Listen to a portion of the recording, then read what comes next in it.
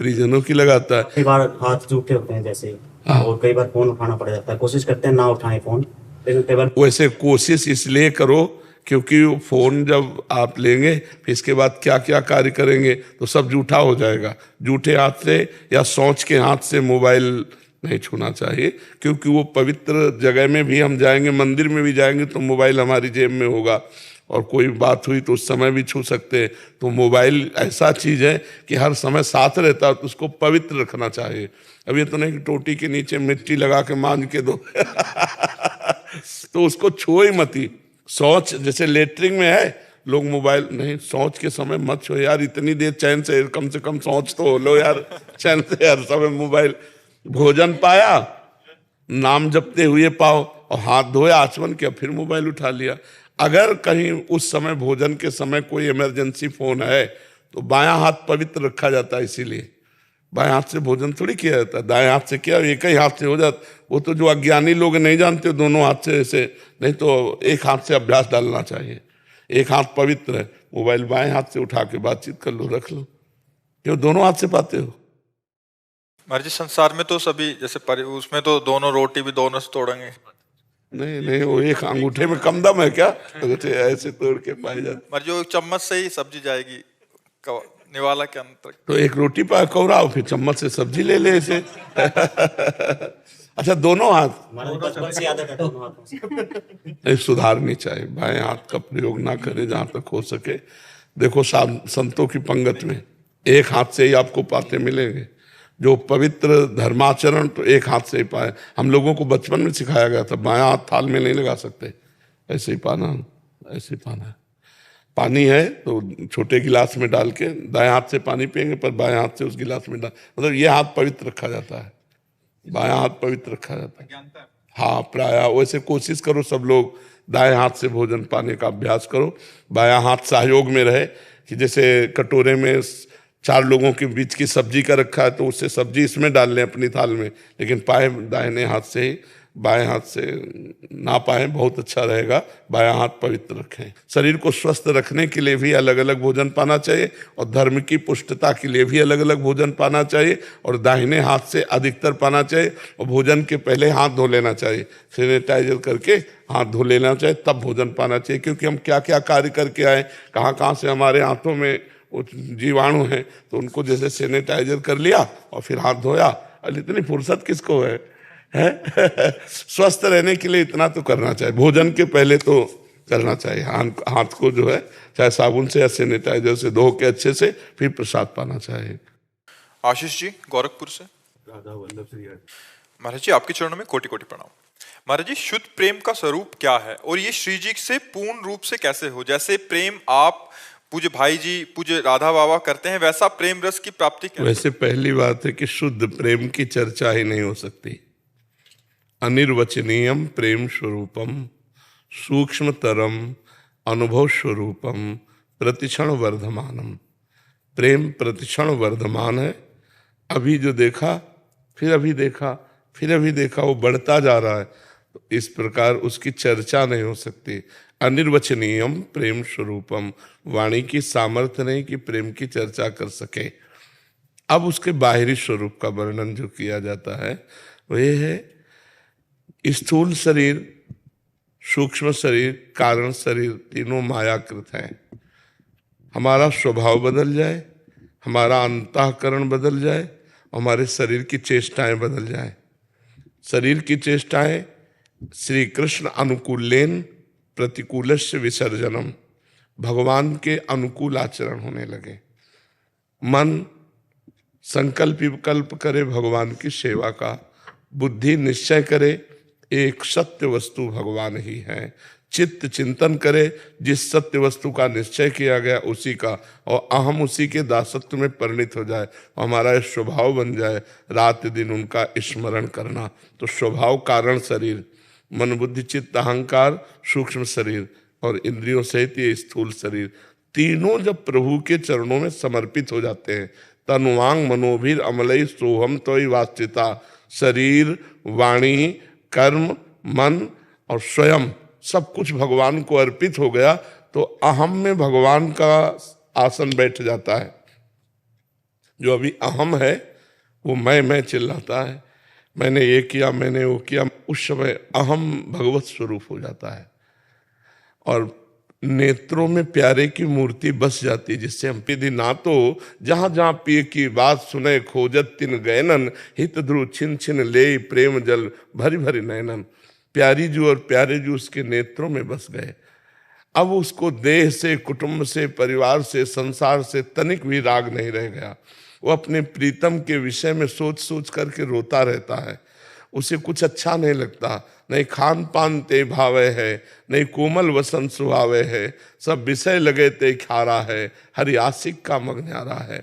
सुने न काहू की कही, कहे न अपनी बात, नारायण व रूप में मगन रहे दिन रात। विरह कमंडल कर लिए बैरागी दो नयन, मांगत दरस मधुकरी छके रहत दिन रैन। रात दिन भगवत स्मरण में डूबे हुए, न किसी की सुनना, न किसी से बोलना, अपने प्रीतम में, और ना अपने लिए कोई चाहत। लोक परलोक कल्याण मोक्ष इसकी कोई परवाह नहीं। धर्म न अर्थ न काम रुचि गति न चहो निर्वाण, जन्म जन्म रति राम पद यह वरदान नान। ये बाहरी रूप प्रेम का है। प्रेम की क्या दशा होती है वो वही जानता है जिसके ऊपर होती है। ये तो केवल बाहरी लक्षण की गदगद कंठ, अश्रुधारा बह रही, हा प्रियाजू, हा लालजू, हा प्रीतम, ये बाहरी बात है। अंतर में उसके क्या होता है, अनिर्वचनीयम प्रेम स्वरूपम, वो तो केवल प्रेमी ही जानता है, दूसरा नहीं, क्योंकि अनुभव स्वरूपम, अनुभव के द्वारा ही जाना जा सकता है। तो नाम जप के द्वारा, लीला गायन के द्वारा शरीर की सारी चेष्टाएं भगवान को अर्पित हो, मन बुद्धि चित्त अहंकार भगवान को अर्पित हो, स्वभाव भगवत स्वरूप भजन करने का बन जाए, इसी से प्रेम की प्राप्ति होती है। यही विशुद्ध प्रेम है। और जैसे ये कि अपने लोग हैं तो अपने लोग किसी साधन बल से प्रेम प्राप्त नहीं किए, उनकी कृपा बल से उन्होंने हमारे चित्त को घसीटा, तो उससे अपने ये कह दे कि हमने ये साधना की तो ये प्रेम प्राप्त हुआ, ऐसा नहीं। उन्होंने कृपा करके घसीटा और चित्त को अपना दासत्व प्रदान कर दिया, बस ये बात है। महाराज जी, जैसे मेरा बल तो कोई काम नहीं करता, जब से आपको सुनने लगा हूँ, श्री जी से दो ही बात मांगा है कि नाम जब किसी भी स्थिति में ना छूटे, हाँ, और हर समय आपके चिंतन में डूबा रहूं, यही श्री जी से हमेशा मांगा है। और उस भोगों से मुझे हमेशा दूर कर दीजिए जो मुझे आपसे दूर करता है। ये दो चीज मांगा है। लेकिन महाराज जी अंदर से वो चीज, मतलब श्री जी सब सुन रही है, सब कर रही है, लेकिन वो प्रेम जो चाहिए वो नहीं आ पा रहा। आपको करना पड़ेगा। नाम में इतनी सामर्थ्य है कि सब शिकायतें दूर हो जाएंगी। पहले नाम जप करो, पूर्व पाप नष्ट हो। नाम जप आगे चल करके जो प्रकट होने वाली दुर्वासनाएं अंतर में छिपी हुई उनको भस्म करेगा। जब हृदय निर्मल होगा तो भगवत प्रेम अपने आप आ जाएगा। धैर्य पूर्वक इस मार्ग में चलाया जाता है। उकताए हुए पुरुष को कोई भी सिद्धि प्राप्त नहीं होती है। सातु दीर्घ काल निरंतर सत्कार सेवितो दृढ़ भूमि, जो दीर्घ काल तक निरंतर आदर के सहित अपने साधन को करता रहता है वो सिद्ध पुरुष हो जाता है। तो अभी तो कुछ चंद दिन हुए हैं, अनंत जन्मों के हमारे मलिन मन में थोड़ा संस्कार बनने लगा, कहीं न कहीं भोगों में अरुचि और प्रिया प्रीतम में रुचि आ रही है। तो ये बहुत बड़ी बात है। हम धीरे धीरे चलते रहें, उबे ना, उकताए ना, निराश ना हो, धैर्य पूर्वक एक एक कदम बढ़ाते चले जाए। हम अभी शरीर छूटे तो अभी भगवत प्राप्त है, क्योंकि हम प्रभु की शरण में प्रभु का नाम जप कर रहे हैं, प्रभु के लिए आचरण कर रहे हैं, तो उसकी चिंता मत करो। लेकिन प्रेम ये तो उनकी कृपा से होगा। जब कृपा करेंगे तब हमारे हृदय में उनके प्रति आसक्ति पैदा हो जाएगी। प्रभु के प्रति आसक्ति का ही नाम प्रेम है। अन्य सब आसक्तियों का नाश होने पर ही प्रभु से आसक्ति होती है। सबकी ममता ताक बटोरी, मम पद मन बांधे बड़ डोरी। और प्रभु से आसक्ति हो गई फिर क्या दुर्लभ रह गया, फिर तो सब कुछ प्राप्त हो जाएगा। सिमरन जी, महाराज जी आपके चरणों में कोटि कोटि प्रणाम। महाराज जी, मैंने जाप करना जब से शुरू किया है तब से मुझे मानसिक सुख का अनुभव होता है, परंतु मुझे ये बात सताती है कि मेरे जो बुरे आचरण, जो कर्म मैंने किए हैं पिछले सालों में, मैं वो मुझे बार बार दस्तक देते हैं कि तुमने इतने अवगुण किए अच्छा हैं, है, अच्छा है। ये जो कृतम स्मर जो आपने किया उसका स्मरण करके ताप का अनुभव करते हैं, इसी का नाम प्रायश्चित है। वो आपके पाप नष्ट हो रहे हैं, आप चिंता न कीजिए। आगे हमारी पुनरावृत्ति न होने पावे, जो हमारे द्वारा पूर्व में गलत कार्य हुए, अबलो नशानी अब ना नशई हो, आज तक किया अब आगे नहीं करूँगा। और नाम जप कर रहे हैं, भगवत लीला कथा गान सुन रहे, संतों का संग करें, सब ठीक हो जाएगा, चिंता करने की बात नहीं है। महाराज जी, लेकिन कभी कभी लगता है कि सब बुरे आचरण वापस आ जाएंगे और मैं फिर से नाम जब छोड़ दूंगी, ऐसा बार बार। अगर ऐसा सोचेगी तो हो भी जाएगा ऐसा। डर लगता है। नहीं, डर लगना बात अलग है, लेकिन ऐसा सोचेंगी तो ऐसा हो जाएगा, पक्का हो जाएगा। आपके अंदर बुरे आचरण आ जाएंगे, क्योंकि वो गए नहीं हैं, वो अंदर दबे हुए हैं, और आप भजन छोड़ देंगी, पक्का छोड़ देंगी। क्योंकि हमें एक सिद्ध योगी मिले थे, लालजी स्वामी, जिस समय हम अवस्था में नवीन में थे, तो उन्होंने कहा जैसा तुम सोचोगे वैसा बन जाओगे, जैसा बनना वैसा सोचो।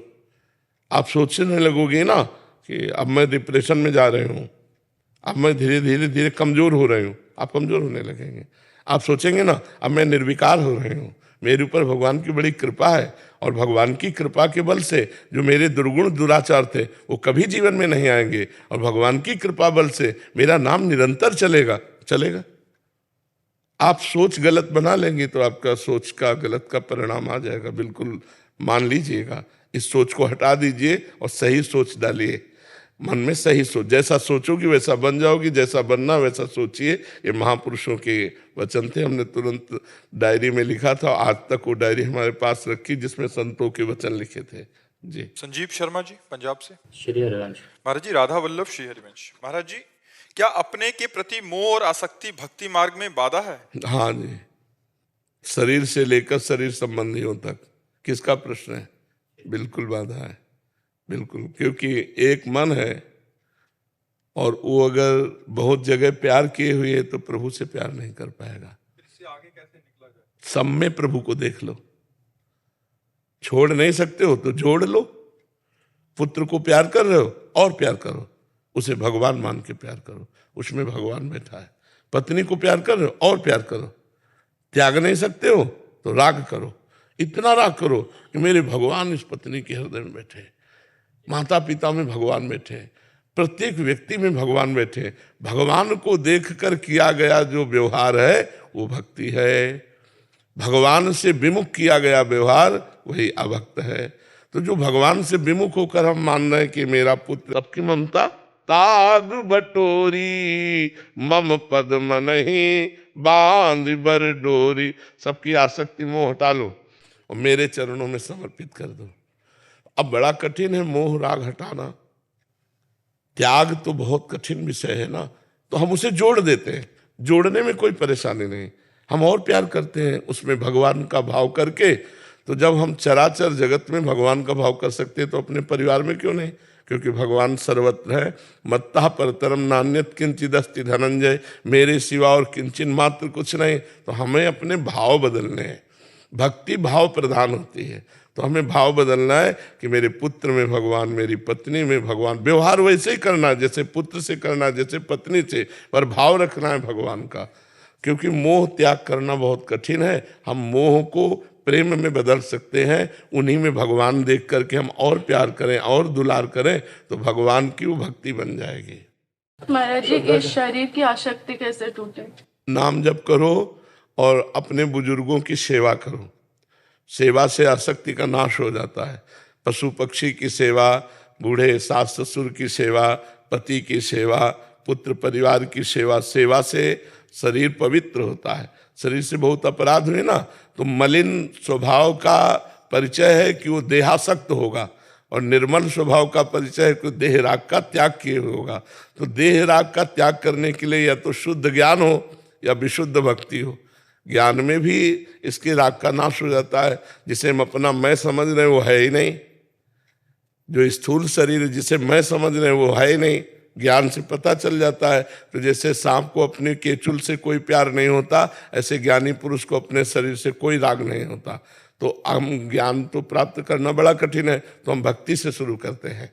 भगवान की सेवा में, माता पिता की सेवा में, समाज की सेवा में, पशु पक्षियों की सेवा में अगर हम शरीर को लगाते हैं तो हमारा शरीर पवित्र होगा, और शरीर में हमारी आसक्ति है तो हमारी आसक्ति पवित्र होने लगेगी। पवित्र आसक्ति आत्मा में होती है, भगवान में होती है। अपवित्र आसक्ति शरीर में होती है, भोगों में होती है, शरीर संबंधियों में होती है। नाम जप और सेवा, इन दो के द्वारा हम आसक्ति का परिवर्तन कर सकते हैं।